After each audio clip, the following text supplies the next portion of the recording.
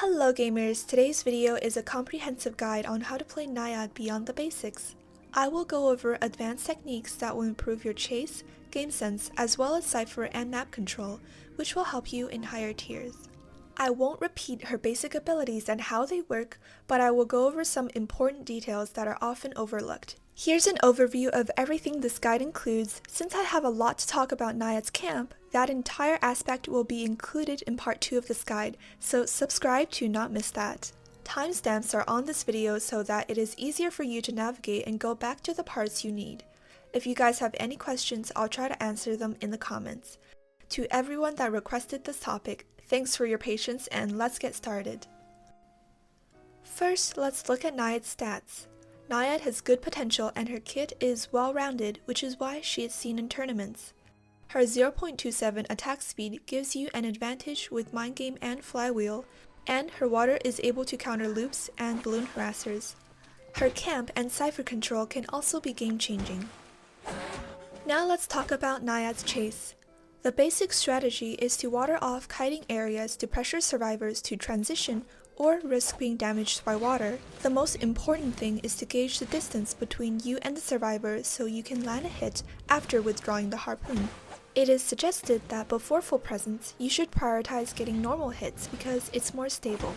Throwing the harpoon has some basic rules. If you want the largest abyss possible, you should swim perpendicular to where you threw the harpoon. Here are some labels and a practical demonstration to help you understand.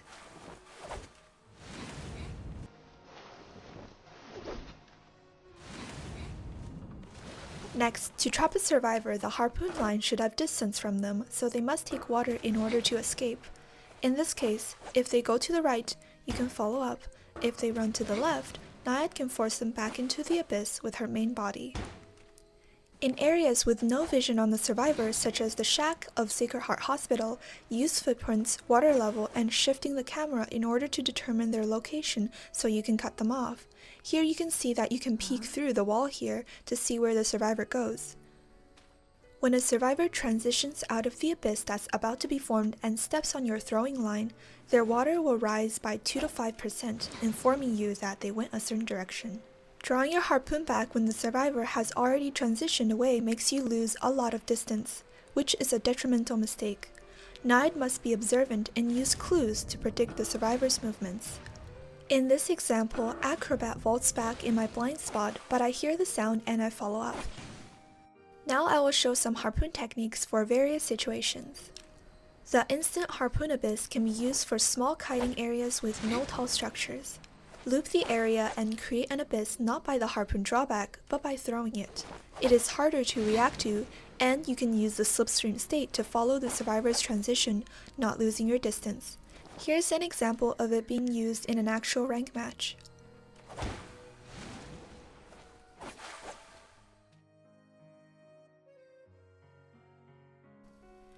Next we have the double abyss, where more than one abyss can be created with one harpoon, and the drawback will activate all of them one more time.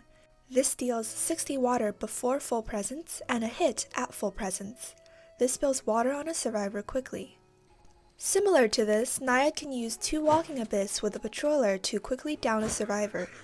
Something important you should know is that Naiad's abyss has an internal 1-second cooldown where survivors are immune from the effect of the second one if it's formed too quickly in a row.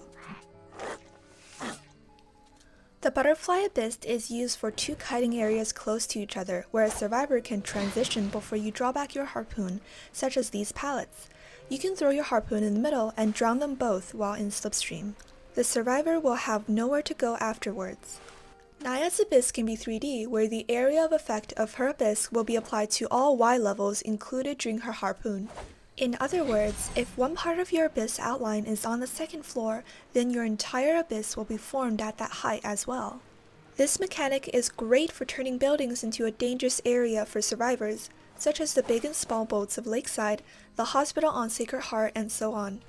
Here in the background, I'll just show you guys how you can drown 2-story buildings with your harpoon. Since most decoders like to use buildings as spawns for their kiting potential, Naiad can force them out in one harpoon. The 3D abyss is commonly used in camping basement, since her harpoon can cover both upstairs and the basement without ever going down and circling the area manually. This will be covered in part 2, of course. There are many details on the nature of Naiad's harpoon. The trajectory is affected by structures in the game. The distance is also dependent on how long you charge it. You should be quick and decisive with your throws to give the survivors pressure. Here, the height of the harpoon is shown. The harpoon can be thrown through the space between pallets, over low barriers and obstacles, but not the pallet itself. For windows, you must be close in order for it to go through. On each map, the harpoon's interactions with structures are different. I really suggest that you guys test out what will block your harpoon in customs. Next, I'll talk about invisible walls or air walls that your harpoon will get stuck on, but there's nothing there. This happens because for trees and other structures, you should know that the size of the model on the x-axis is the same throughout the structure's height, so even though the bottom of a structure is wider than the top, your harpoon will get stuck in the air near the top because there's an invisible wall there. This has annoyed me numerous times, so I hope you guys can avoid this.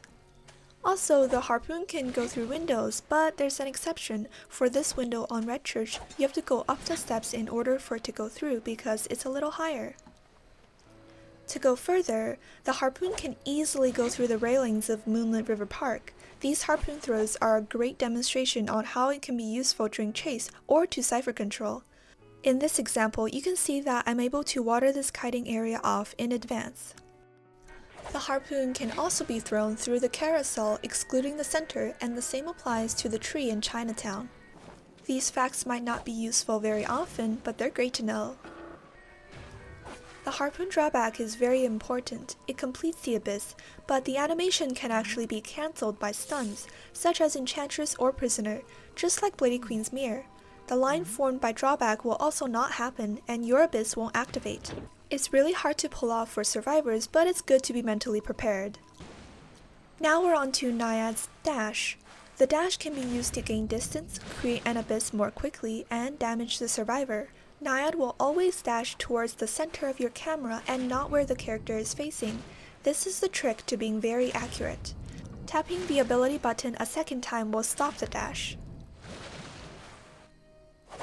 Here's a fun way to use it. If you combine the dash and close an abyss, it's an instant hit at full presence, since the dash is 50 water and the abyss closure is another 50. I suggest practicing your accuracy in customs, since at full presence, dashes are very strong. Here's a practical demonstration of the trick I just showed. Her abilities might seem simple, but there's a lot of room to be creative.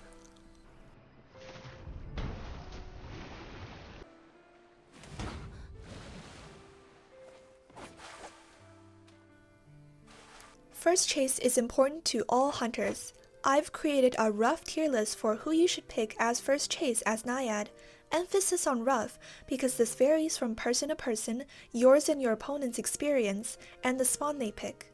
For example, Toy Merchant in a big boat on Lakeside is a definite no, and a Prospector out in the open might be a better option than a Pharaoh Lady in Ruins. This is simply for reference. Now onto my favorite trick. Since the harpoon line is a small abyss itself, it will deal a small amount of water. As you guys can see, when I throw the harpoon onto this mercenary, if he stands in it, his water level will grow. You can use this when survivors have a high water level. You can get a hit on them by sniping them from afar. I do only suggest you do this when the survivor has 96 or more water. Next is a trick called Pallet Blocking. Survivors like to transition into pallets when you draw your harpoon back, and then slam it in your face, wasting your harpoon. One strategy to prevent this is to body block the survivor's path using Naiad's model during the drawback animation. But be careful, don't get too close or you'll get pallet stunned. Flywheel is something that can greatly hinder your chase, and you see more and more of them the higher you rank. Since Naiad attacks very fast, you can bait out the flywheel simply by not attacking when you're already close enough and wait for the flywheel.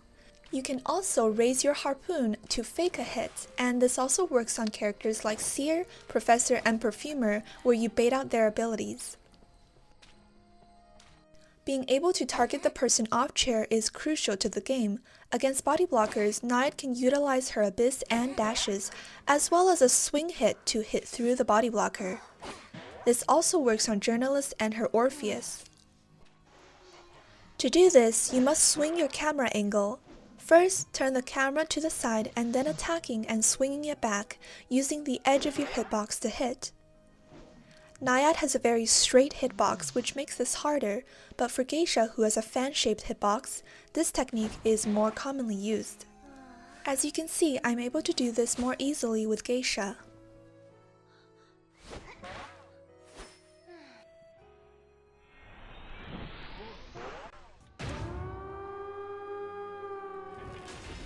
Now I'll talk about endgame chase and some strategies before I go into her very important aspect, Cipher Control. Naiad struggles with chase during endgame, and she must focus less on water damage and more on how to down the survivor with a normal detention hit, because a water hit could potentially give the survivor a free damage speed boost to escape through the dungeon. Being aware of the survivor's position is even more important. Avoid chasing survivors with items such as First Officer, Cheerleader, Aeroplanist, or Mercenary, and try to remember or predict where the dungeon could be. You can find where they spawn by checking in customs or searching online. Also, as you just saw with the basement rescue, try and down a survivor with a water hit because you have no attack recovery. Naiad can Cipher Control using her water. Not only does it give a 20% decoding debuff, it forces survivors to step off the cipher to not get damaged. At the beginning of a match, throwing your harpoon to lock a nearby cipher before you begin to chase is a good habit. In this example, Naiad locks the cipher in church before going to chase in a different area. When you're camping a chair, you can throw your harpoon like this to lock a cipher. Try to include ciphers in your camp abyss so that decoding is disrupted. Your harpoon glows through all map obstacles, and it's helpful in knowing where the abyss will be formed. When you're chasing a survivor and they kite near a cipher that's being decoded, try and water off that cipher as a part of your chase abyss, or if you're close enough, walk around the cipher to lock it. Locking a cipher will delay that cipher's progress by at least 15 seconds, and Naiad should try to Cipher Control at any given opportunity because Identity V is a game where even 1% of progress can change the outcome of the game. Here I'll show footage of an intense battle to control an almost primed cipher. Naiad can find opportunities to win as she controls the last cipher. In most matches, one person is eliminated and there's only 1 or 2 ciphers left.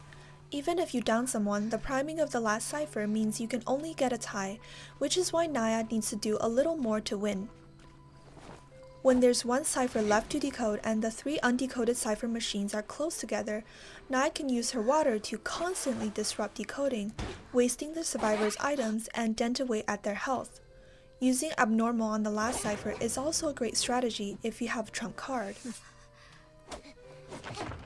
As you can see, in this example when Naiad draws a very big abyss around the prime cipher, the survivors need to constantly use their items and resources as well as sacrifice their health to try and get a little bit of progress to pop the cipher. If you're able to Cipher Control well, you can break through the survivors' defenses and teamwork and gain enough advantage to win.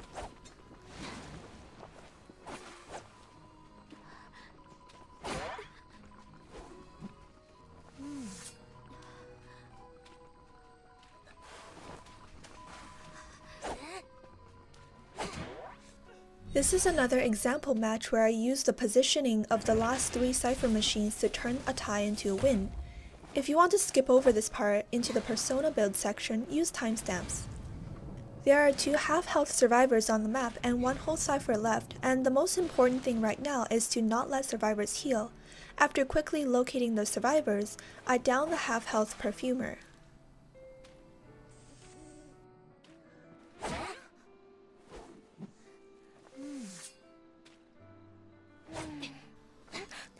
I then chaired on a rocket chair that is close enough to all the 3 remaining ciphers to disrupt them. Right now, making sure the cipher isn't being primed is more important than camping the chair, so it's fine sacrificing some distance from the chaired person.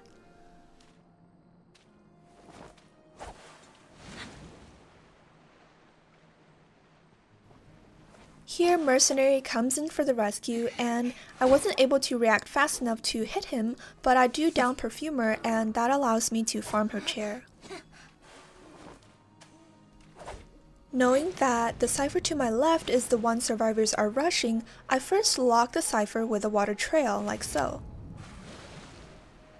After I do this, if I withdraw the Harpoon, the trail becomes a part of the abyss, building a lot of water and forcing survivors off decoding. As you can see, little girl nearly popped with water.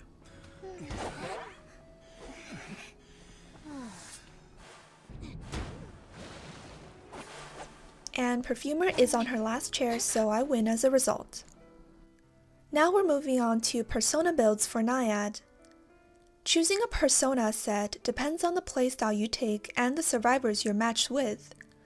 Naiad can choose either Insolence or Trump card with Detention as final talents. There are different benefits to each build. I'll start off with Insolence and Detention. The Insolence build helps Naiad chase. Being able to use her dash after the first hit can be very crucial. It can also help her reach full presence, which makes her camp very powerful. For teams with no easy target, Insolence is suggested. The trait Tolerance comes with the Insolence build, and the reduced knockback trait makes Insolence a great choice to counter teams with Antiquarian, Batter, Forward, and Entomologist. Now, the Insolence build has some downsides. Without the choice of teleport during endgame, Naiad sometimes struggles to eliminate more than one survivor and benefit from detention. The recent addition of Warp has also improved Naiad's Insolence playstyle because if you bring Warp, it can be used in chase, but it's also not entirely useless during endgame. However, for the Insolence build, you are mostly locked to carrying Blink or Warp because Excitement and other traits are not rewarding enough as the game progresses. Trump card and Detention is also a popular build for Naiad. If you're confident in your ability to down someone, you have more choices in strategy if you're using Trump card, such as using Abnormal on the last Cipher, or switch to Teleport during endgame, or if you're starting out with Excitement or Patroller as secondary traits, you don't have to worry about them not being as useful as the game progresses. For Confined Space, except on very special cases like the Red Church map, will Naiad bring Confined Space. Since she locks kiting areas, Confined Space doesn't suit her character. Players should use good Harpoon placements to replace what Confined Space does. Like most hunters, Blink is the first choice and Teleport is reserved for endgame. Lately, Warp Naiad has also been very popular. I will do a separate video on this too. However, Warp is a trait that needs more skill in terms of timing and accuracy, so don't carry it without practice. I will demonstrate Naiad's A blink first. This is called straight through blink. Other hunters require turning of the camera and hitting survivors on the other side of the pallet. Their blink can be predicted by vaulting back to the hunter. For Naiad's straight through blink, she is able to extend her hitbox through the entire pallet or window so that survivors who vault back will be hit regardless. This precise timing must be practiced in customs and is a bit more difficult, but it is very rewarding. The next viable option is Patroller. Patroller Naiad is also a popular choice. I personally don't use it since it is countered by survivors with stuns, items, and just those who know how to cancel the Patroller stun using pallets and windows. It is harder to use the higher you rank. Now, what about Peepers? Peepers aren't too useful for Naiad. Her control aspect is already strong. Her Abyss itself gives you information on where a survivor could be, not to mention that her water by default gives survivors both a vaulting debuff and a 20% decoding debuff. Of course, switching to Peepers using Trump card for late game circumstances is also a valid option. When you choose a spawn, it mostly determines your first chase, and that can determine a game's outcome. Usually hunters can predict where each character will spawn based on experience. On most maps, the rescuer is in the middle, and decoders like to spawn in buildings for a high kiting potential. Naiad has many Harpoon placements to counter these areas, forcing the survivors to leave. You should use the spawn to your advantage to trap survivors and quickly down those who are caught off guard. Here I really want to highlight the persona point, Hunter's Instinct. It's an important talent that I carry 95% of my games. This is because higher ranked survivors like to hide around their spawn point, and it's especially hard to find them if you're in a building, like Lawyer or Mind's Eye. If you bring this talent and then throw your harpoon right away, nearly no survivor can hide and you can close the distance right away.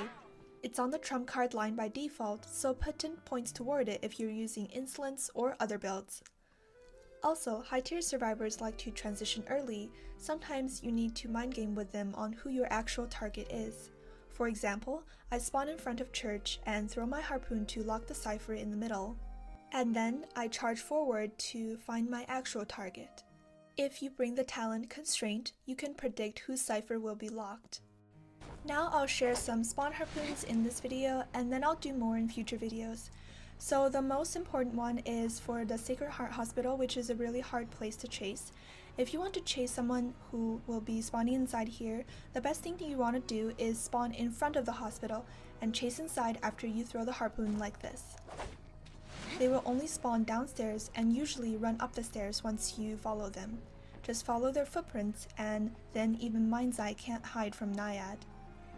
Another great thing is if you spawn inside the hospital and realize that the person inside isn't who you want to chase, you can also change your target and chase the person that's in the shack, which is to your right.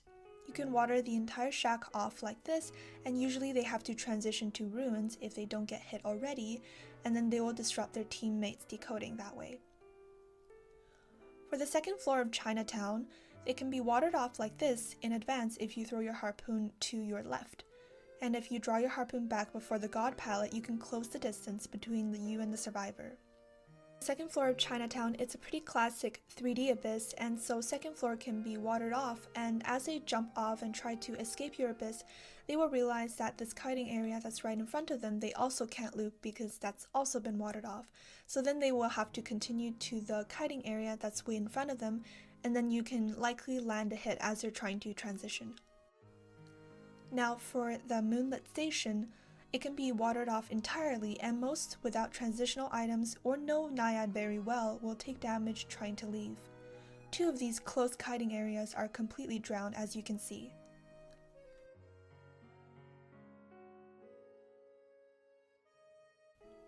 And here's another harpoon placement if you want to chase someone that's inside this 2-story building.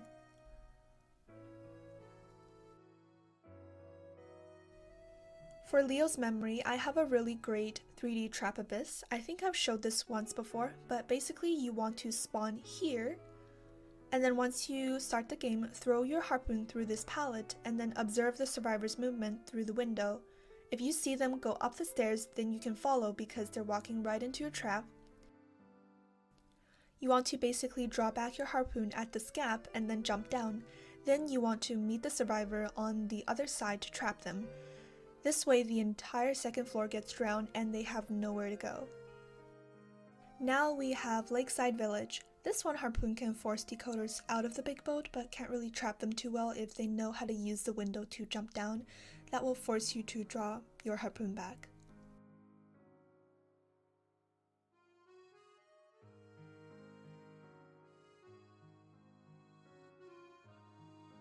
Now I'll slightly talk about how to counter balloon harassers.